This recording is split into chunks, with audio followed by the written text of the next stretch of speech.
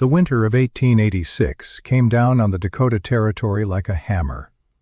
It was not a gentle slide into dormancy, a soft blanket of snow over a sleeping land. It was a sudden, violent assault. The wind, born in the barren Arctic, screamed across the plains with nothing to blunt its edge, carrying a cold so profound it felt like a physical weight. It was a cold that found every crack in a cabin's chinking, every gap in a window frame, and poured through not like a draft, but like a river. The settlers, huddled in their hastily built log homes, understood that this land did not merely dislike them, it was actively trying to kill them. Their lives revolved around the hearth.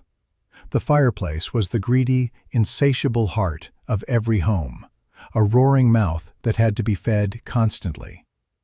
A man would spend his autumn felling trees, splitting logs, and stacking cords of wood until his back ached and his hands were raw. He would build a mountain of fuel, believing it to be a fortress against the coming siege. Yet, when the true cold arrived, the fortress would crumble.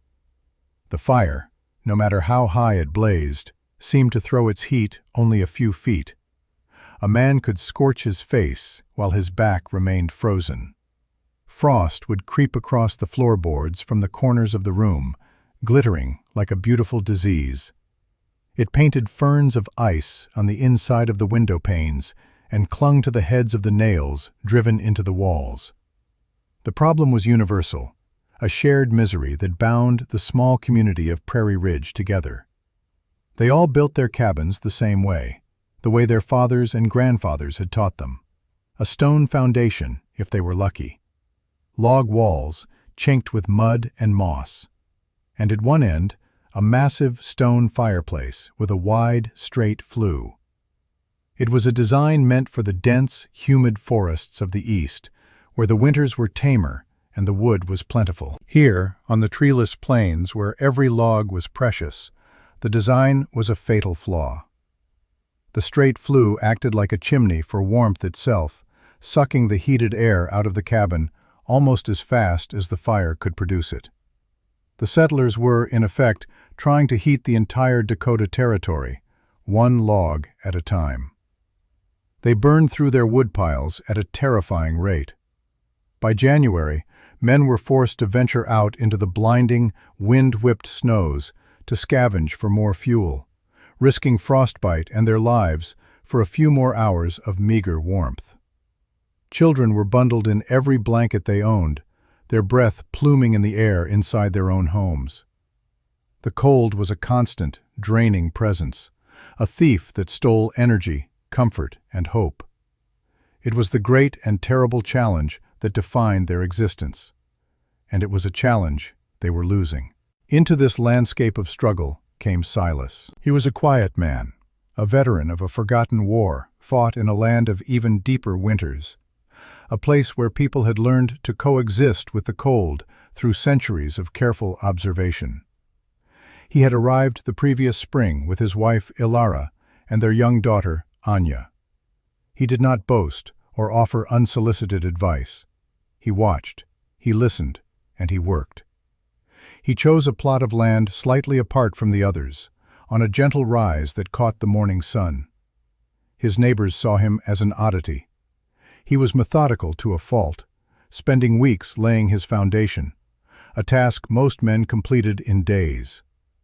He seemed to be more interested in the dirt on his land than in the trees. Silas had seen their fireplaces. He had felt the drafts in their homes. He understood the flaw in their thinking. They were fighting the cold with brute force, with a roaring, inefficient fire.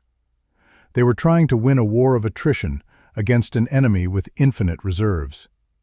Silas knew a different way. He did not seek to defeat the cold, but to outwit it.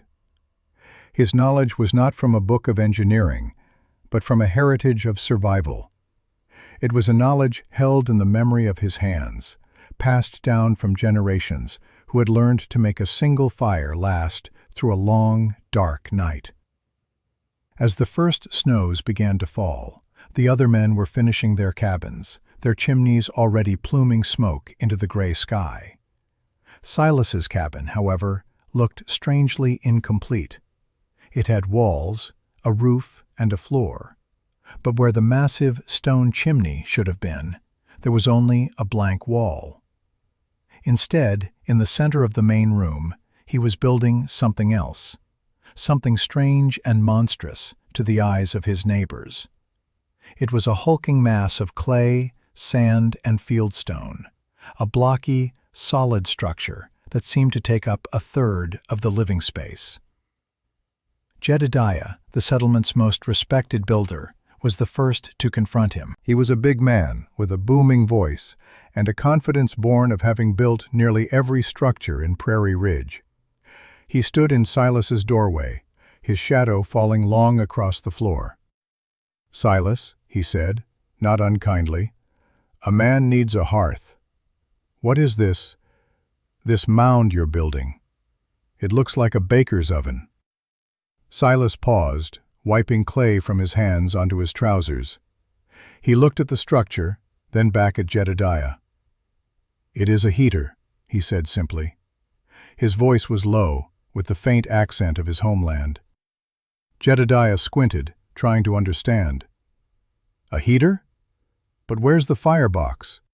I see only a small iron door at the bottom. And where's the chimney?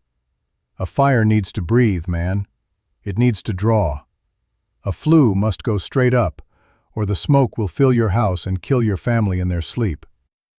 He spoke with the unshakable certainty of a man who has only ever known one way to be right. Silas pointed to a narrow stovepipe, no wider than a man's arm, that exited through the wall and ran up the exterior. "The smoke leaves," he said, "but the heat stays." This was too much for Jedediah. He laughed, a deep, rumbling sound. "The heat stays?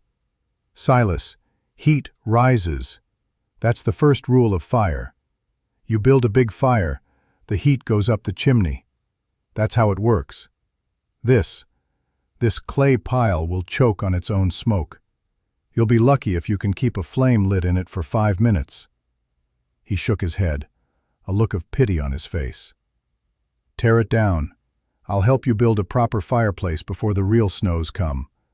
A man can't be proud when his family's safety is at stake." Silas simply shook his head. "No," he said, and turned back to his work. The story spread through the settlement like a grass fire.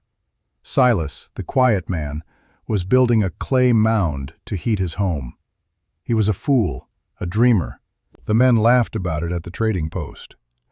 "He thinks the heat will stay," they'd say, slapping their knees. "Thinks he can trap it like a rabbit in a snare." They called his creation Silas's folly. The women whispered their concerns, pitying his poor wife and child, who would surely freeze because of their father's stubborn pride. He was warned that his foolishness would lead to tragedy. He was told he was endangering his wife and daughter. But Silas did not argue. He did not defend himself. He just worked. He worked with a patience that bordered on the sublime. His isolation was complete, yet he seemed not to notice it. While other men were engaged in the frantic, final preparations for winter, a rush of activity against a ticking clock, Silas's pace remained slow, deliberate, and calm. He was not racing against the winter. He was preparing a reception for it. His movements were economical and precise, each one part of a long, silent conversation with the materials in his hands. The work began with the clay. He did not use just any earth. He spent days walking his land, digging test pits, crumbling the soil between his fingers. He was searching for a specific type of clay, one with the right consistency to hold heat and resist cracking. He found it near a small creek bed, a rich, gray deposit that felt smooth and plastic. He dug it out with a spade, carting it back to his cabin in a wheelbarrow, load after heavy load.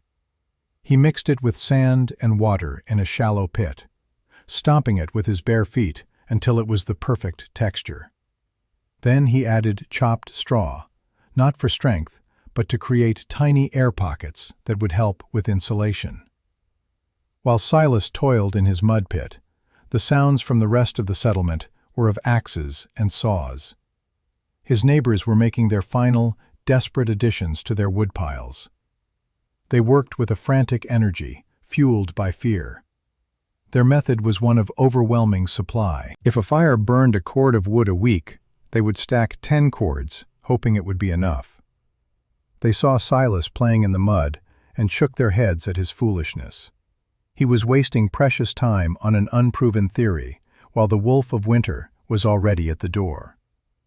The construction of the heater itself was a masterclass in forgotten physics. First, he built the core, a small firebox lined with fire brick he had painstakingly hauled from the nearest town. This was the engine of the heater. Above it, he began to construct the labyrinth. He did not build a straight flue.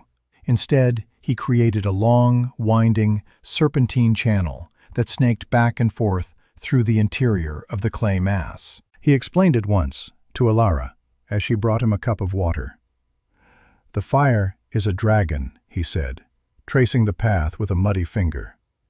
"A straight chimney lets the dragon escape with all its fiery breath.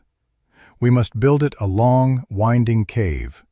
We will make it travel a long journey before it is allowed to leave. And on its journey, it will leave its warmth behind, in the stone and the clay." He sealed each section of the flue with a mortar of clay and sand, ensuring there were no leaks. It was slow, meticulous work. Each brick had to be perfectly placed. The channels had to be smooth to allow the smoke to flow without obstruction. After building the inner maze, he began to encase the entire structure in a thick outer shell of the straw and clay mixture. He applied it in layers, smoothing each one with his hands, building up the thermal mass.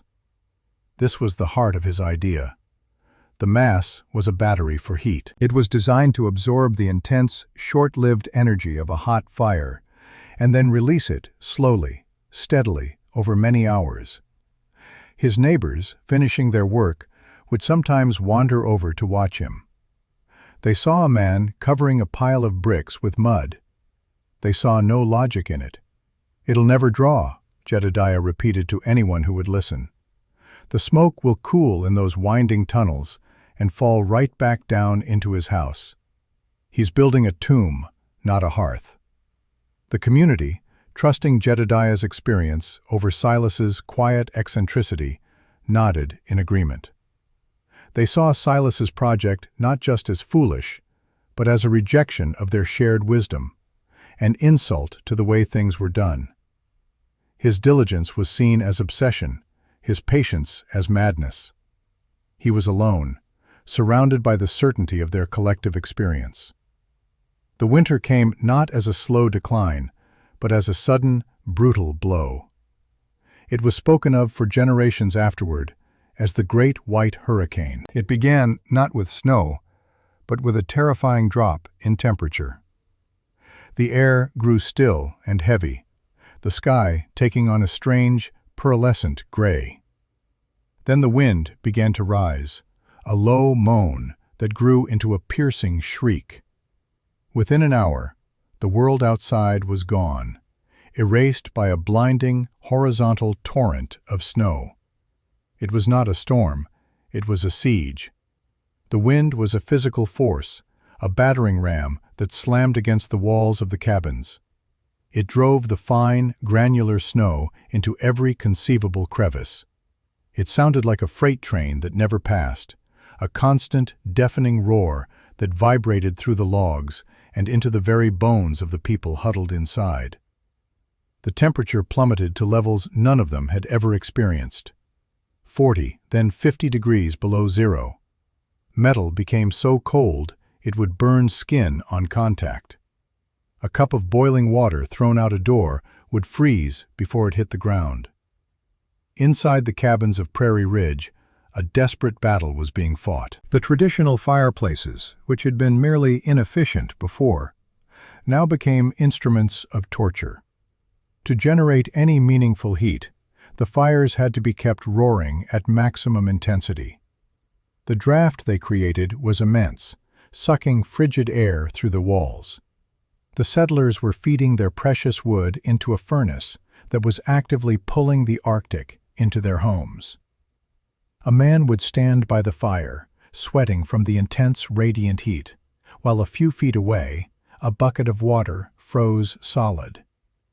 In Jedediah's cabin, the largest and supposedly best built in the settlement, the situation was dire. He and his 2 sons worked in shifts, constantly feeding logs into the ravenous fireplace. The wind hammered at the walls, and with every gust, a blast of icy air would sweep across the floor. His wife and daughters were huddled under a mountain of blankets, shivering uncontrollably. The woodpile, which he had believed would last until February, was shrinking at an alarming rate. After just 1 day of the storm, a quarter of it was gone. Fear, colder than any wind, began to creep into Jedediah's heart. He had built this home with his own hands, according to all the rules he knew, and it was failing. His expertise, his pride, was turning to ash along with his wood. All across the settlement, the story was the same. Families huddled together, their breath misting in the air. The relentless consumption of wood became a terrifying countdown. They were trapped, isolated, and losing their fight against an enemy that never tired. The sound of the wind was the sound of their own mortality. But in Silas's cabin, there was quiet. There was calm. When the storm hit, Silas had built a fire in the small iron door of his heater. Not a large, roaring fire, but a small, intensely hot one, using dry, seasoned logs he had split much smaller than his neighbors. The fire burned for only 2 hours. He fed it quickly, keeping the temperature high. The dragon was awake, roaring through the winding tunnels inside the clay beast. Then he closed the airtight door, shut the flue damper, and the fire went out. And then the miracle began. The surface of the clay heater, which had been cool to the touch, began to warm. It did not get scorchingly hot, but radiated a gentle, steady, pervasive warmth. It was like the feeling of standing in the summer sun. There were no drafts, because the heater was a sealed system. It was not sucking the air out of the house. The heat it produced was not a fleeting blast that vanished up a chimney, but a constant, silent presence. The entire mass of clay and stone, all 2 tons of it, had become a giant, slow-release radiator. Anya, his daughter, was not shivering under a pile of blankets. She was playing on the floor with her wooden dolls, dressed in a simple wool sweater.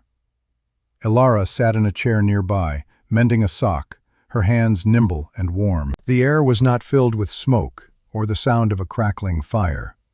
It was still. The only sound was the muffled howl of the blizzard outside, a distant, powerless rage. The frost did not creep across their floor. The windows were clear.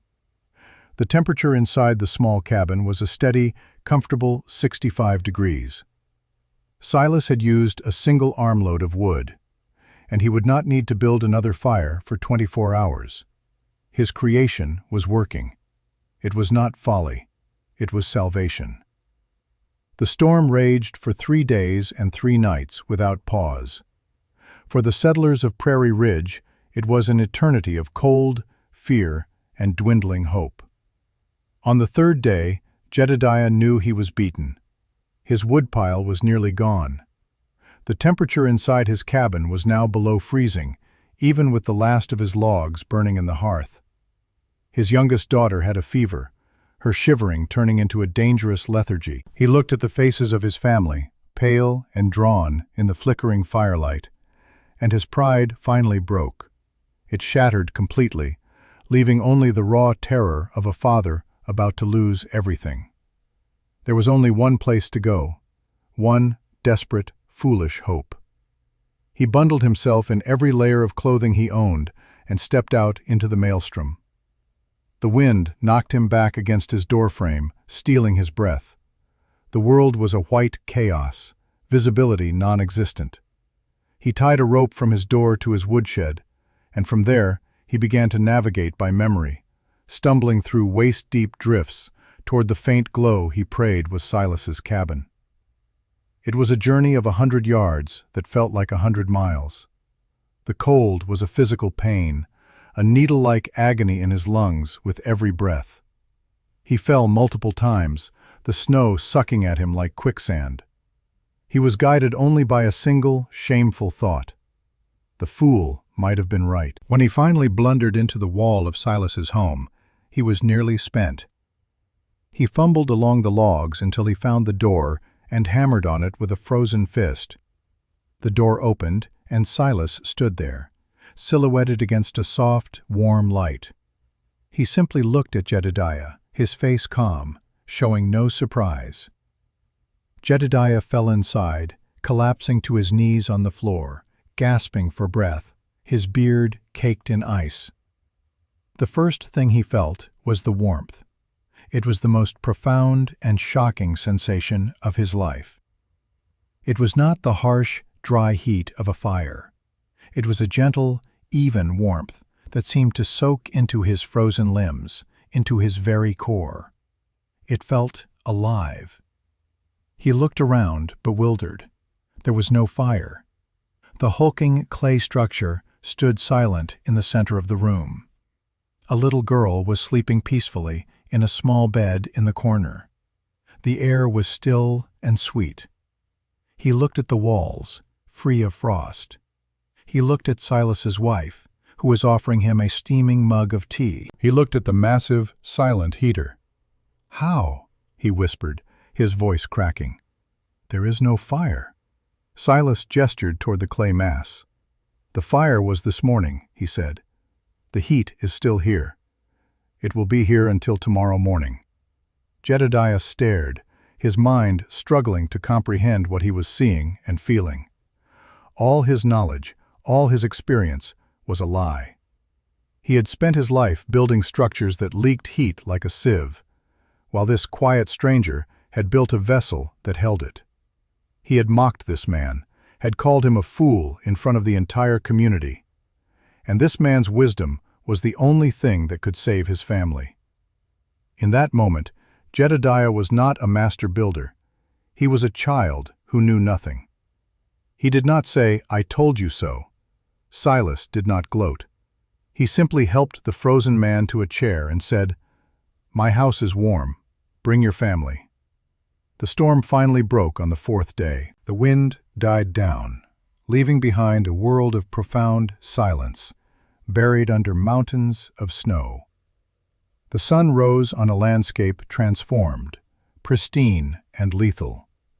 From the snow-choked cabins of Prairie Ridge, people began to emerge, their faces etched with exhaustion and relief. Their first thoughts were of their neighbors. A quick survey revealed a shared story of hardship, of burned-out woodpiles and near-frozen families. But one story was different. The news traveled first as a rumor, a whisper of disbelief. Jedediah and his family had survived the storm, not in their own large cabin, but in Silas's tiny one. And they were warm.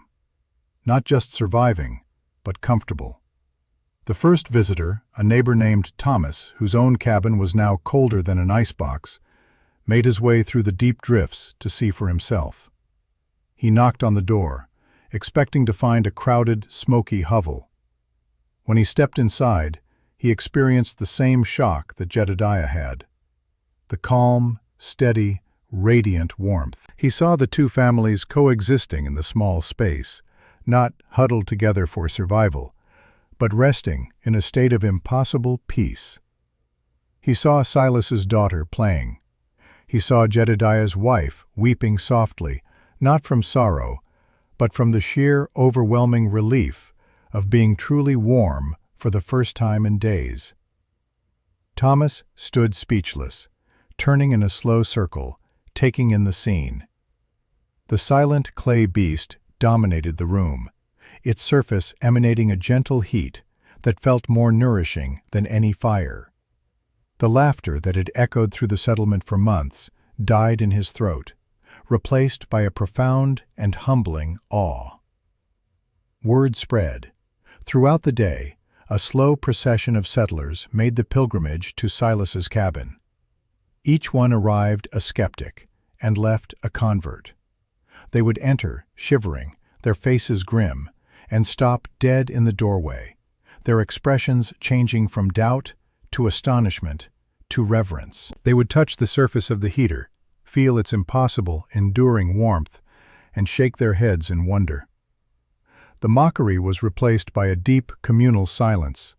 They looked at Silas, the man they had ridiculed, and saw not a fool, but a prophet. Silas, for his part, remained unchanged. He did not boast. He did not remind them of their scorn. He answered their questions with simple, direct honesty. "It holds the heat," he would say. "The smoke travels a long way." He offered tea to those who were cold. He gave a quiet nod of understanding to their stammered apologies. His quiet triumph was not in being right, but in the simple fact that his family was safe, and now his neighbors were too. His victory was as quiet and as steady as the heat radiating from the clay walls of his creation.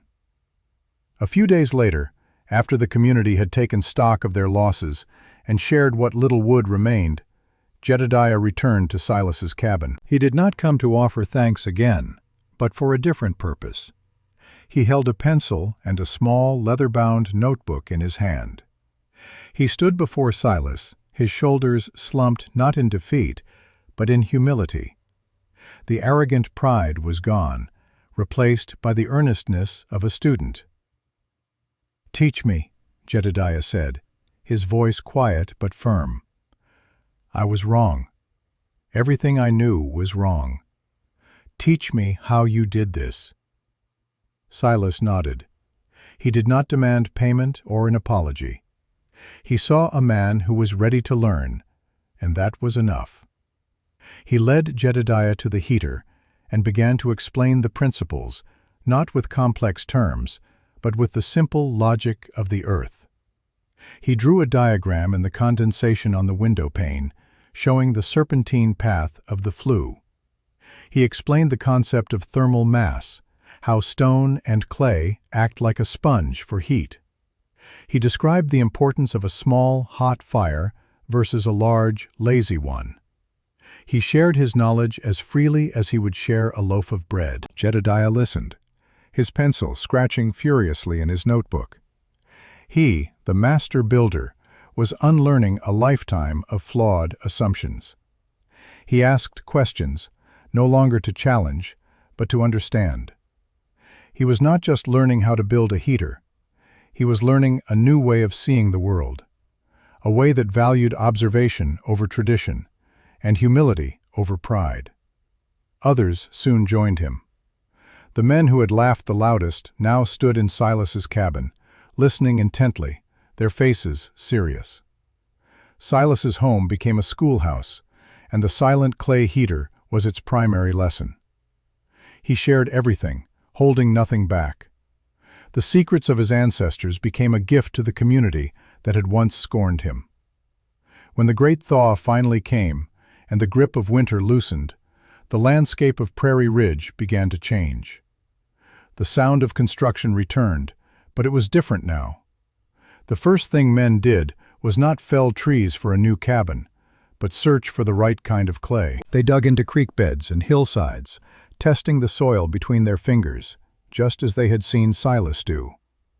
Under the guidance of Jedediah, who had become Silas's most dedicated apprentice, the community began a great project of rebuilding from the inside out. In cabin after cabin, the old, inefficient stone fireplaces were dismantled. The stones were repurposed, used as foundations for the new heaters. A communal pit was dug for mixing the clay, sand, and straw, and the settlers worked together, their movements mirroring the methodical process they had once mocked. The air was filled not with laughter at one man's folly, but with the shared purpose of a community embracing a better way. By the time the first snows of the following winter threatened, every home in Prairie Ridge had a new heart. A solid, silent, clay heater stood in the center of each cabin. The massive wood piles of previous years were gone, replaced by smaller, neater stacks of well-seasoned wood. The settlers faced the coming cold not with fear, but with a quiet confidence. They had learned to outwit the winter, to live in harmony with it rather than in constant battle against it. The story of Silas's folly, now ironically renamed the Dakota Heater, spread beyond the small settlement. Travelers and traders, stopping in Prairie Ridge, would spend a night in a cabin and marvel at the impossible warmth. They would leave with sketches and notes, carrying the idea to other settlements across the plains. The design, born of ancient wisdom and one man's quiet determination, became a silent revolution, changing the very architecture of survival on the frontier. It was a legacy built not of stone and mortar, but of humility and shared knowledge. Silas never sought credit or fame. He remained the quiet man he had always been, content to see his family and his neighbors safe and warm. His greatest satisfaction came from the simple sight of smoke rising from the narrow stovepipes of the cabins on a cold morning, knowing that inside, families were gathered not in a desperate huddle around a hungry fire, but in the gentle, enduring warmth of a shared idea. The ultimate lesson of the clay heater was not about thermodynamics. It was about the quiet wisdom that so often resides in the people we are quickest to dismiss. It was a testament to the fact that sometimes the most revolutionary ideas are not born in a flash of genius, but are patiently coaxed from the earth by humble hands.